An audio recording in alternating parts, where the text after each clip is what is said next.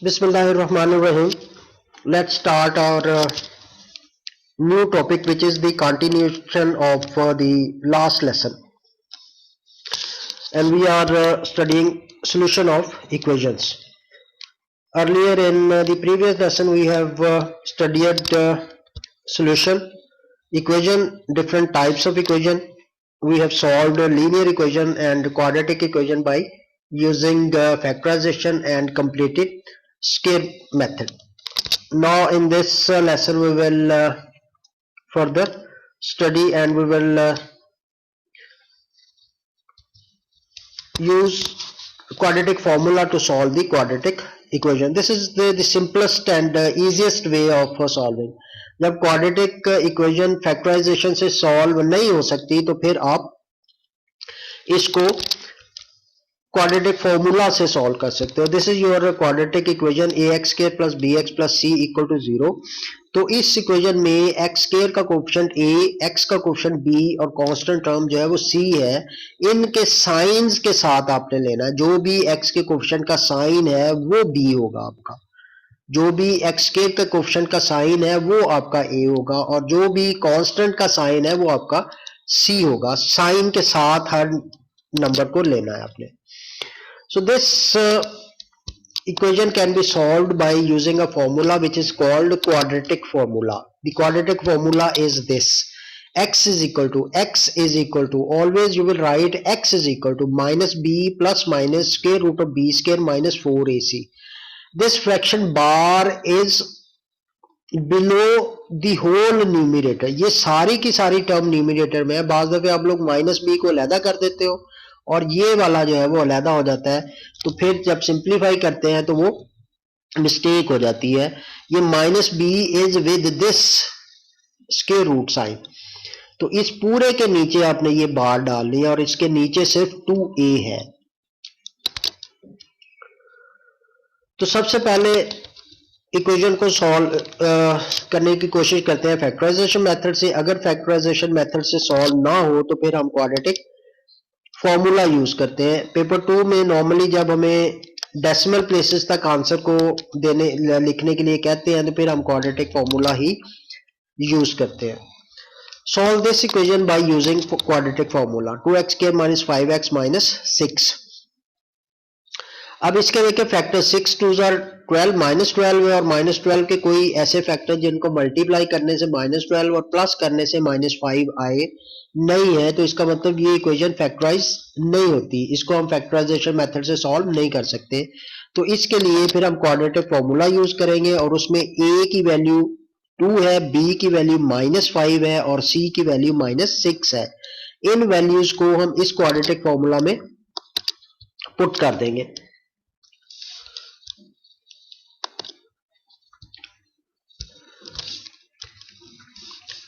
Putting these values in this formula, this is minus देखिए ये already formula में है माइनस और b की वैल्यू भी माइनस है, माइनस 5 है तो इसको भी पुट किया. प्लस माइनस माइनस 5 का स्क्वायर. देखिए जब आप कैलकुलेटर यूज करते हो और नेगेटिव नंबर का स्क्वायर लेना है तो उस नंबर को आपने ब्रैकेट्स में लिखना है. अगर उसको ब्रैकेट्स में नहीं लिखेंगे तो आप माइनस 5 का स्क्वायर आपका नेगेटिव आंसर आ जाएगा जो कि रॉन्ग होगा.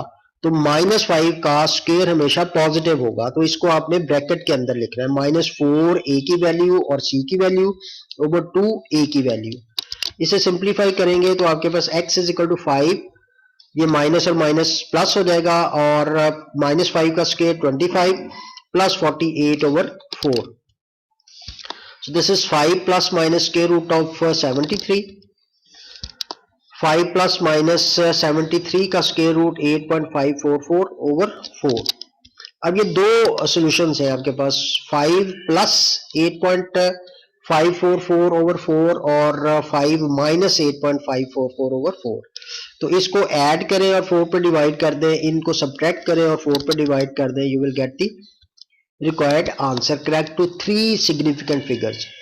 अगर तो आपको उसने डेसिमल प्लेसेस में लिखने को कहा है तो जितने डेसिमल प्लेस तक आंसर को कहा है उतने डेसिमल प्लेस तक, 2 डेसिमल प्लेस तक ये है लेकिन 3 सिग्निफिकेंट फिगर्स हैं.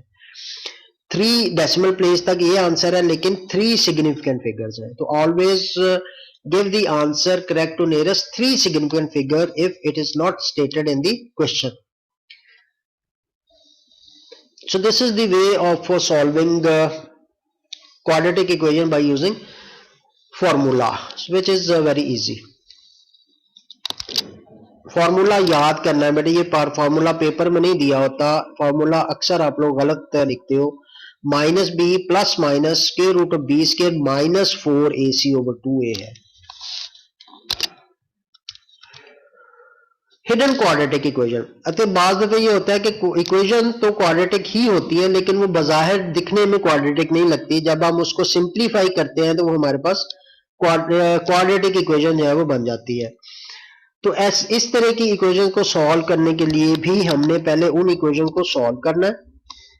लेकिन ये इक्वेशंस है x square is equal to 3x minus 1, ये इस टाइप में नहीं है, इसमें कुछ टर्म लेफ्ट हैंड साइड पे है कुछ राइट हैंड साइड पे है, तो आपने इसको स्टैंडर्ड फॉर्म में लिख लेना है, x square minus 3x minus 1, ये इसकी स्टैंडर्ड फॉर्म आ जाएगी। यहां पे भी ब्रैकेट्स हैं तो ब्रैकेट्स को रिमूव करके उसको आप सिंप्लीफाई करेंगे तो आपके पास क्वाड्रेटिक इक्वेशन आ जाएगी। इसको अब आप सॉल्व कर लोगे। यहाँ पे स्क्वायर भी हो सकता है, यहाँ पे x इंटू एक्स माइनस 1 का स्क्वायर भी हो सकता है, तो फिर a माइनस बी होके के फॉर्मूला से आप इसको पहले एक्सपेंड करोगे, 3 को राइट लेफ्ट साइड पे ले जाएंगे और फिर इसको इस स्टैंडर्ड फॉर्म में लिखेंगे और इसको हम सॉल्व करेंगे बाय एनी मेथड। अब देखिए पीछे हमने सेकंड टाइप में पढ़ा था कि जब इक्वेशन फ्रैक्शनल इक्वेशन हो और उसमें एल्जेब्राइक डिनोमिनेटर या न्यूमेरिक डिनोमिनेटर्स हो, तो अब इस इक्वेशन को ये बाहर तो हमें क्वाड्रेटिक नहीं लग रही, एक्स स्क्वायर का कोएफिशिएंट 2 है, लेकिन जब सिंप्लीफाई करेंगे तो ये कैंसिल भी हो सकता है और जो रिजल्टेंट इक्वेशन आए वो लीनियर भी हो सकती है। तो इसको सॉल्व करने के लिए पहले हम इसके डिनोमिनेटर्स को फैक्टराइज करेंगे, जब डिनोमिनेटर फैक्टराइज हो जाएंगे तो फिर हम उसको का एलसीएम लेंगे, एलसीएम लेने के बाद उसे सिंप्लीफाई करेंगे, तो सिंप्लीफाइड फॉर्म में अगर वो क्वाड्रेटिक इक्वेशन होगी तो हमारे पास ऐसी इक्वेशन आ जाएगी, अगर वो लीनियर इक्वेशन है एक्स स्क्वायर वाली टर्म्स कैंसिल हो जाती हैं तो फिर लीनियर इक्वेशन आ जाएगी, तो उसको हम उसी मेथड से सॉल्व कर लेंगे जिस मेथड से हमने लीनियर इक्वेशन को सॉल्व किया है। तो नेक्स्ट स्लाइड में मैं इस क्वेश्चन को सॉल्व करने लगा हूं। अब देखिए इस जब भी क्वाड्रेटिक इक्वेशन, जब भी किसी फ्रैक्शनल इक्वेशन को सॉल्व करना है तो सबसे पहले आपने उसके डिनोमिनेटर, सिर्फ डिनोमिनेटर्स को फैक्टराइज करना है। इसका ये वाला डिनोमिनेटर फैक्टराइज होता है, ये ए स्क्वायर माइनस बी स्क्वायर की फॉर्म है, एक्स स्क्वायर माइनस 2 स्क्वायर, तो ये x minus 2 into x plus 2, और ये अब ये जो दो फ्रैक्शन की एडिशन है इसका हमने एलसीएम लेना है। एलसीएम कैसे लेते हैं, इसके डिनोमिनेटर्स में एक्स माइनस 2 एक्स प्लस 2 है, इसका डिनोमिनेटर सिर्फ x प्लस 2 है, तो इन दोनों के डिनोमिनेटर में जो कॉमन है वो x प्लस 2 है और x माइनस 2 नॉन कॉमन है। तो जब एलसीएम लेते हैं तो जो कॉमन है उसको एक दफे लिखते हैं और सारे नॉन कॉमन भी साथ मल्टीप्लाई कर देते हैं। अब इस एलसीएम को इसके डिनोमिनेटर पे डिवाइड किया तो 1 आया और ऊपर है x square minus 8, x square minus 8 वैसे ही आ गया, फिर प्लस का साइन और इस एलसीएम को x प्लस 2 पे डिवाइड किया तो आपके पास x माइनस 2 आ गया, इस x माइनस 2 को 2 से मल्टीप्लाई कर देना है, 2 into x minus 2 equals to this right hand side पे जो फ्रैक्शन है वो आ जाएगी। इसको अब सिंप्लीफाई कर लेंगे, ये x square minus 8 plus 2 x minus 4 over x minus 2 into x plus 2 is equal to 5 over x minus 2। अब देखिए ये दोनों तरफ, दोनों डिनोमिनेटर में x माइनस 2 और x माइनस 2 कॉमन है, तो इसको आप यहाँ पे भी कैंसिल कर लेंगे तो फिर बाकी सिंप्लीफिकेशन आपकी इजी हो जाएगी। तो ये इधर इसके साथ कैंसिल हो गया। अब इसको क्रॉस मल्टीप्लाई कर लें, क्रॉस मल्टीप्लाई करने के लिए x square plus 2x minus 12 और 5 जो है वो x प्लस 2 से मल्टीप्लाई हो गया। इसे सिंप्लीफाई करें तो आपके पास ये क्वाड्रेटिक इक्वेशन बन जाती है। इसको जब हमने सिंप्लीफाई किया बाय टेकिंग द एलसीएम तो हमारे पास x square minus 3x minus 22 equal to 0 एक क्वाड्रेटिक इक्वेशन आ गई। अब इस क्वाड्रेटिक इक्वेशन को आप तीनों में से जिस मर्जी मेथड से सॉल्व कर सकते हो। अगर फैक्टराइज होती है, जो कि नहीं होती, तो फैक्टराइजेशन से करते हैं, लेकिन अब इसको बेहतर ये है कि आप फॉर्मूला यूज करके इसको सॉल्व कर लेंगे।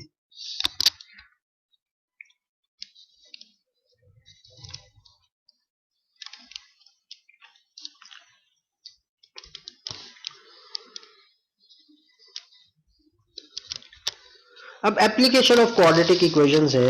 एप्लीकेशन क्या होती है कि उसमें वर्ड प्रॉब्लम्स दी हुई है, वर्ड प्रॉब्लम्स में से आपने एक इक्वेशन बनानी है जो कि क्वाड्रेटिक इक्वेशन बनेगी और उसको फिर आपने सॉल्व करना है। तो इसके लिए डिफरेंट स्टेप्स हैं टू सॉल्व वर्ड प्रॉब्लम। सबसे पहले तो आपने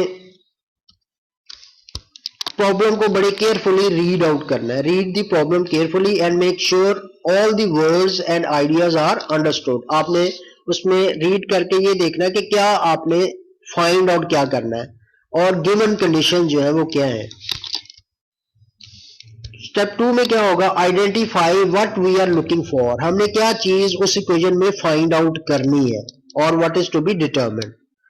तो जब वो हमें डिसाइड कर लेंगे कि क्या चीज फाइंड आउट करनी है तो फिर उसको हम सपोज करेंगे with a letter name what we are looking for, that is choose a variable x y और z to represent that quantity. अब इस लेटर पे आपने कंडीशंस अप्लाई करनी है, ट्रांसलेट इनटू एन इक्वेशन। ये जो आपने सपोज किया है x y या z, अब इसमें जो कंडीशंस दी हुई हैं उन कंडीशंस को अप्लाई करके आपने एक इक्वेशन बना लेनी है। उसको एक सेंटेंस, इंग्लिश का सेंटेंस दें और उस इंग्लिश सेंटेंस को आपने एक अलजेब्राइक इक्वेशन में कन्वर्ट कर लेना, यानी the square of the given number added to 5 times the number. ये एक सेंटेंस है इंग्लिश का, इसको आपने एक अलजेब्राइक इक्वेशन में कन्वर्ट कर लेना। The square of the number added to 5 times the number, square of the number x square हो जाएगा, 5 टाइम द नंबर 5x आ जाएगा। इसको ऐड करने से आपके पास आंसर आता है जी 15, सो इक्वल टू 15। ये आपकी इक्वेशन बन जाएगी। उस इक्वेशन को फिर आप स्टैंडर्ड फॉर्म में लिख के सॉल्व कर लेंगे। Solve the given equation using algebraic techniques. अब उसको फैक्टराइजेशन से कर सकते हो, कंप्लीटिंग स्केयर मेथड से कर सकते हो या क्वाड्रेटिक फॉर्मूला से उसको सॉल्व कर सकते हो और फिर आपने उसके आंसर्स जो लिख देना है, जो भी उसका कंप्लीट आंसर होगा। तो these are the steps to solve the word problems.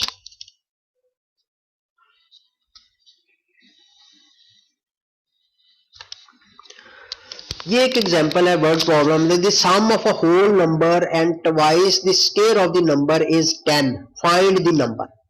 Read करना है हमने केयरफुली, इसको रीड आउट कर लिया। The sum of a whole number, identify what we are looking for. We are looking for a whole number. हमें एक ऐसा whole number find out करना है जिसका twice and twice the square of the number, उस whole number और उसके twice the square of the whole number को ऐड करें तो आपके पास 10 आए। तो हमने उस जो दिया जो फाइंड करना है उसको सपोज कर लिया कि वो x है। Square of the number, square of the number, इसका स्क्वायर लिया तो x स्क्वायर हो गया। ट्वाइस क्या होगा, twice the square of the number is 2x के। ये लिखने की जरूरत नहीं है, माइंड में आपने इसको कर लेना है। और फिर sum of whole number x and twice the square of the number is 10, twice the square of the number is 10। Whole number ये है, twice the square of the number ये है, इन दोनों को ऐड करें, ये एक इंग्लिश का सेंटेंस बन गया। अब इसको आपने इक्वेशन में कन्वर्ट कर लेना है। तो नंबर x और इसका twice of the square of the number is equal to 10। तो ये आपके पास एक इक्वेशन बन गई। इस इक्वेशन को आपने सॉल्व कर लेना है तो आपके पास x की वैल्यू आ जाएगी, दिस वन। अब यहाँ पे चूंकि होल नंबर की बात, जब आपको कोई कहेगा कि सॉल्व करें तो सॉल्व करने के लिए तो ये इसके दोनों आंसर्स ही होंगे। नेक्स्ट पार्ट में वो चूंकि कहेगा कि फाइंड द नंबर, क्योंकि उसने कहा है होल नंबर, तो -5/2 is not a whole number, तो उसमें उसके लिए फिर हम इसको रिजेक्ट कर देंगे और आपका जो फाइनल आंसर है वो 2 होगा। So this is how you will solve the word problem involving quadratic equation. एक और पास पेपर में से हम क्वेश्चन लेते हैं। देखिए ये क्वेश्चन है, ये दो रेक्टेंगल्स दी हुई है, रेक्टेंगल ए और rectangle B. Rectangle A, two rectangles A and B each have an area of, यानी दोनों का एरिया 11 सेंटीमीटर स्क्वायर है। The length of rectangle A is x centimetre, length of rectangle B is x plus 3 centimeter. Find in terms of x an expression for the width of rectangle A and rectangle B. अब देखिए area दिया हुआ है, उसने area दिया हुआ है और दोनों रेक्टेंगल्स की लेंथ दी हुई है. तो एरिया का फॉर्मूला यूज करके area is equal to length into breadth, वहां से हम विड्थ की वैल्यू जो है वो फाइंड आउट कर सकते हैं. तो इनका आंसर, इसका आंसर जो है वो हमने दे देना.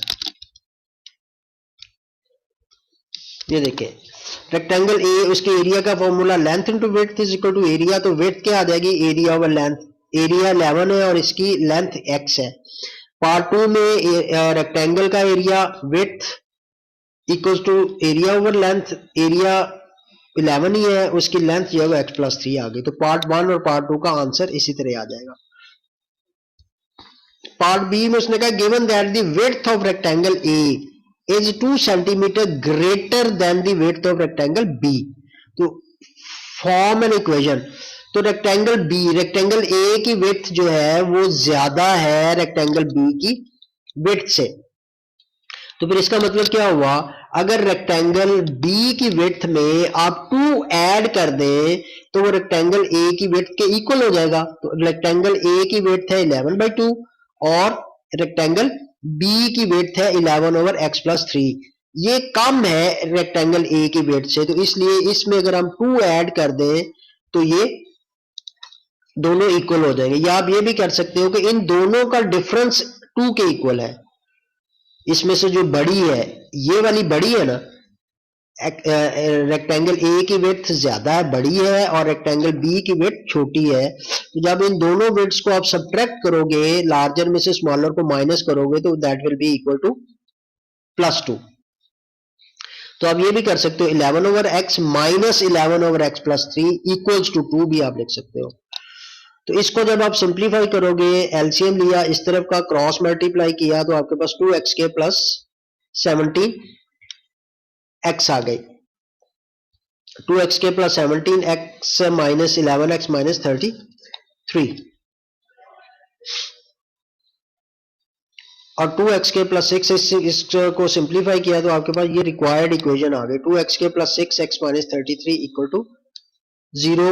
यही आपने शो करना था.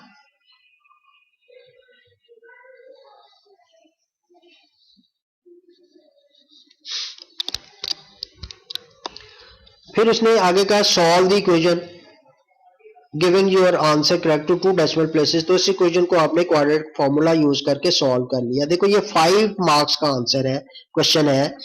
तो अगर आपसे ये 3 मार्क्स का ये आप इक्वेशन सॉल्व नहीं कर पा रहे, आपसे ये इक्वेशन नहीं बन पा रही, तो इसका ये मतलब नहीं है कि आपने इस पार्ट को भी छोड़ देना है. तो इस पार्ट को तो आप सॉल्व कर लोगे ना 5 मार्क्स के लिए. अच्छा, अब जब ये सॉल्व हो गई तो x की 2 वैल्यूज आ गई, एक है पॉजिटिव और एक है नेगेटिव. ये पार्ट सी का आंसर है. पार्ट डी में उसने कहा hence find the width of rectangle B. अब देखिए विड्थ ऑफ रेक्टेंगल बी जो है वो फाइंड करने के लिए आप नेगेटिव वैल्यू नहीं लेंगे, इसको हम इग्नोर कर देंगे. तो ये x की पॉजिटिव वैल्यू जो है वो हम विड्थ ऑफ रेक्टेंगल बी के लिए यूज करेंगे, क्योंकि जब आप नेगेटिव वैल्यू यूज करोगे तो इसका आंसर नेगेटिव आ जाएगा, जो कि करेक्ट नहीं होगा. तो x is equal to 2.83 use करके हम विड्थ फाइंड आउट कर लेंगे b की, विच इज 1.89. तो इस तरह के बाकी क्वेश्चंस भी आप सॉल्व कर सकते हो.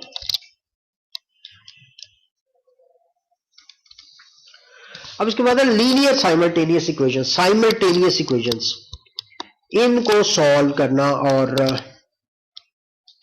two linear equations and two variables taken together are called simultaneous linear equations in two variables.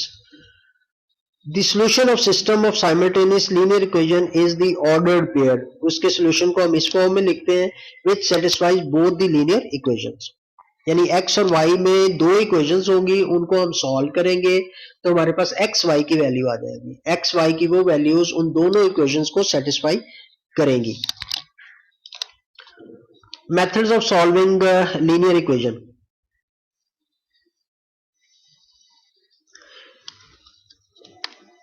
Linear equation को सॉल्व करने के डिफरेंट मेथड्स हैं. Illumination method, substitution method, comparison method and graphic method. Graphic method तो ये होता है कि graph के ऊपर हम दो जो इक्वेशंस दी हुई हैं, लीनियर इक्वेशंस हैं, तो उनका ग्राफ जो है स्ट्रेट लाइन होगा। दोनों इक्वेशंस का ग्राफ जब हम ड्रॉ करेंगे, प्लॉट करेंगे, तो वो दोनों लाइनें किसी एक पॉइंट पे कट करेंगी। उस पॉइंट का एक्स और वाई कोऑर्डिनेट जो है वो उसका सोल्यूशन हो जाएगा। एल्जेब्रिकली अगर आपने सॉल्व करना है तो ये 3 मेथड्स हैं। हम इनमें से ये 2 मेथड जो है वो डिस्कस करेंगे यहाँ पे। आपको वो ये नहीं कहता कि आप इस मेथड से सॉल्व करें कि solve the simultaneous equation by elimination method, substitution और comparison. You just have to solve the simultaneous equation.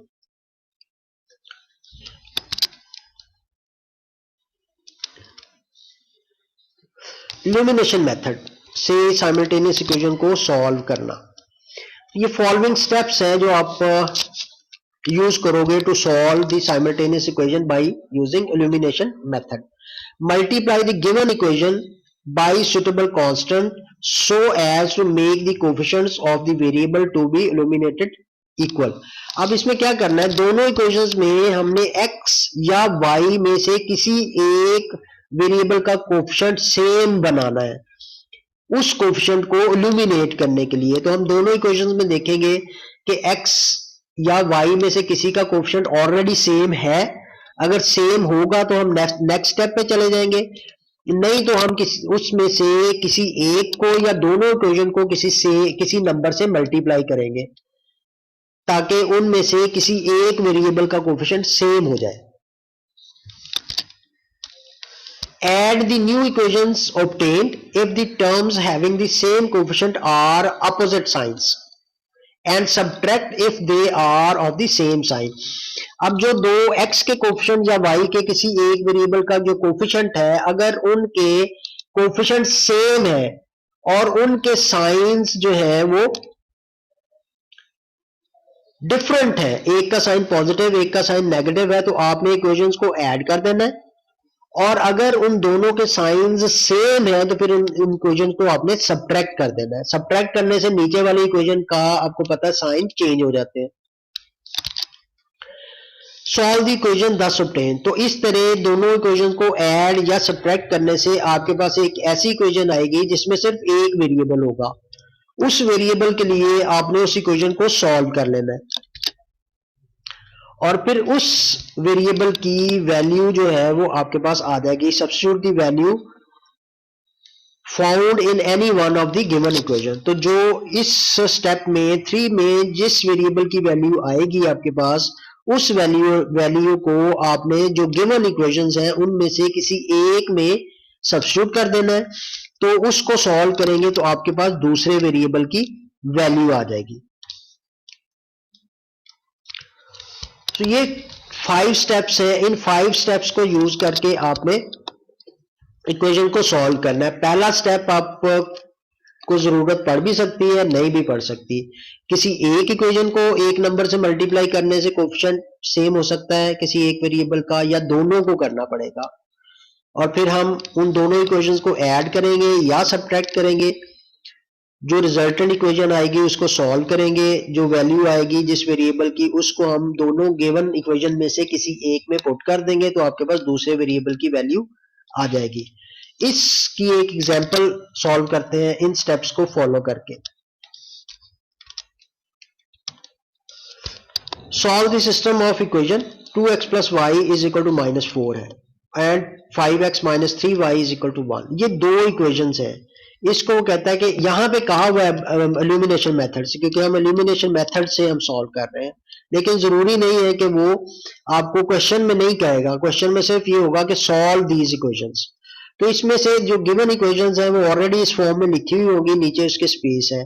आपने एक इक्वेशन को इक्वेशन नंबर 1, दूसरी को इक्वेशन नंबर 2 कह देना है। अब इसमें देखिए x का कोफिशिएंट 2 है, इसमें x का कोफिशिएंट 5 है, इसमें y का कोफिशिएंट 1 है, इसमें y का कोफिशिएंट -3 है। तो दोनों में से किसी एक के कोफिशिएंट को आपने सेम बनाना है। अगर आप x का कोफिशिएंट सेम बनाना चाह रहे हो तो फिर इसको 5 से मल्टीप्लाई करना पड़ेगा और इसको 2 से मल्टीप्लाई करना पड़ेगा। लेकिन इजी ये है कि आप y के कोफिशिएंट को सेम बना लें। उसके लिए आपको सिर्फ इस वाली इक्वेशन को 3 से मल्टीप्लाई करना पड़ेगा। ये वाली इक्वेशन वैसी आ जाएगी, इक्वेशन 1 वैसी रह जाएगी। इक्वेशन नंबर 1 को 3 से मल्टीप्लाई कर दें, multiplying equation 1 by 3 we get equation number 1 है आपके पास 2x plus y is equal to -4, इसको मल्टीप्लाई किया 3 से तो ये इक्वेशन क्या आ जाएगी 6x plus 3y is equal to -12। इस नई इक्वेशन का नाम 3 हो गया। अब इस इक्वेशन और ये जो दूसरी इक्वेशन थी उनको आपने ऐड करना है या सब्ट्रैक्ट करना है। अब देखें x का कोएफिशिएंट, y का कोएफिशिएंट इधर है -3, इधर है +3, दोनों के कोएफिशिएंट सेम है लेकिन इनके साइन डिफरेंट है, तो हम इन दोनों इक्वेशंस को ऐड कर देंगे, एडिंग 2 and 3, तो 5x plus 6x is 11x, -3y plus 3y cancel हो जाएगा, 1 माइनस 12 इज इक्वल टू -11 आ गया। सो 11x इज इक्वल टू -11 और इसका मतलब है x की वैल्यू हमारे पास आ गई -1।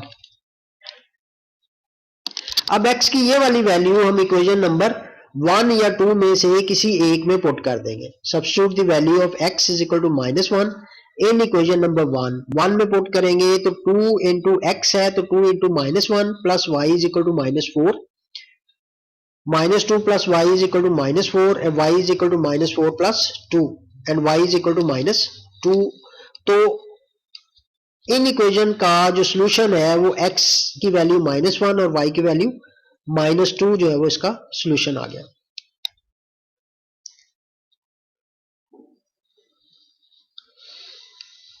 क्लियर है बेटे?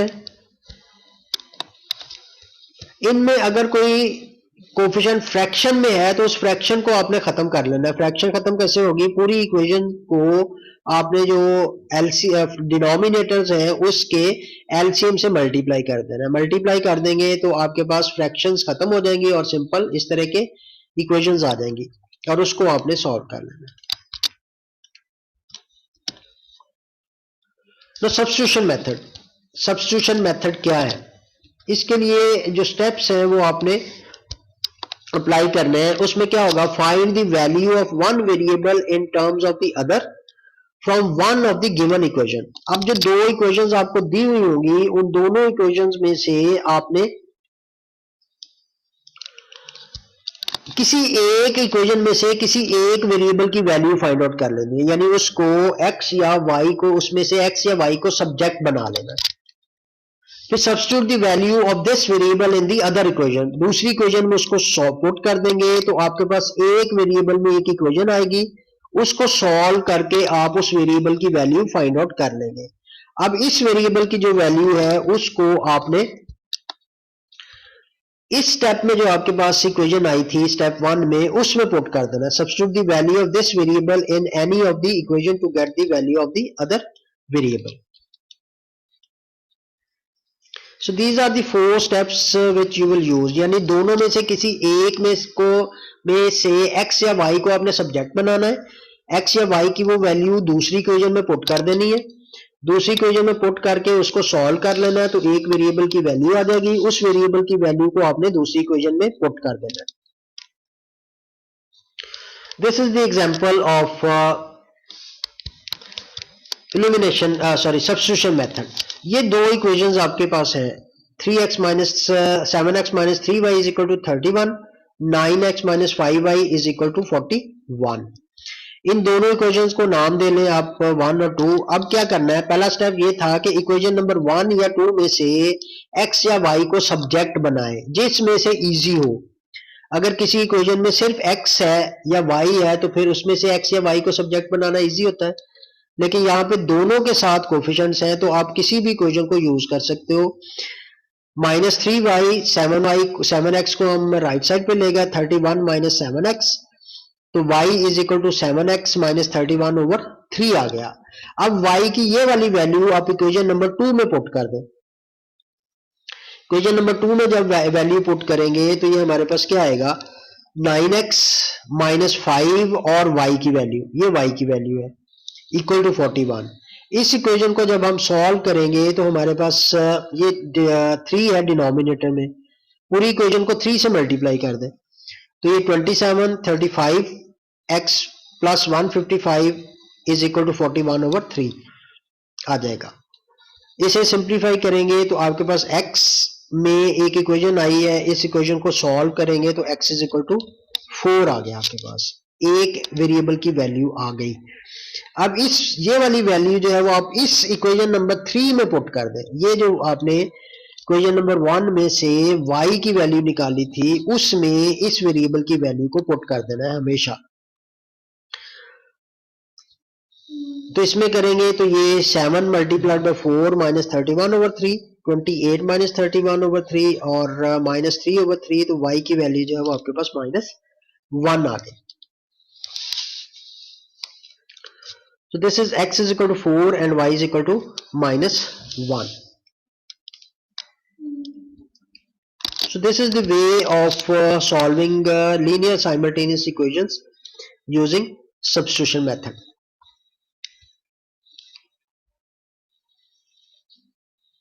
ये बेटे क्लियर है? दोनों जरूरी नहीं है आपको जो इन दोनों में से जौन सा मेथड इजी लगता है उसको आप सॉल्व कर लें। बाद में ऐसा होता है कि एक इक्वेशन है जिसमें सिर्फ x और y, x वाली टर्म है या y वाली टर्म है, तो उसको इल्यूमिनेशन मेथड से जरा सॉल्व करना डिफिकल्ट होगा। यानी x y is equal to 31 अगर होता है यहाँ पे x y is equal to 31, तो फिर इल्यूमिनेशन मेथड से सॉल्व करना डिफिकल्ट होगा ना। तो फिर ये वाली जो इक्वेशन है उसमें से आप एक्स या वाई की वैल्यू निकाल के दूसरी इक्वेशन में सब्स्टिट्यूट करेंगे तो फिर आप उसको सॉल्व कर सकते हो। जी बेटे ये था solution of equation. Linear equation तो आपको आती है ना, मुझे लगता है ज्वाइन करके आप लोग उठ के चले जाते हो ना? No sir. नहीं सर। ओके समझ आ गई ना बेटे ये? जी सर। जी नूर आप बताओ, ठीक है ना बेटे? सब लोगों को ये क्लियर हो गया टॉपिक? ये फरमाइश आई थी कि इस टॉपिक को जो है ना वो जरा गा के समझा दे। खैर आ गई है समझ। चले बेटे ठीक हो गया।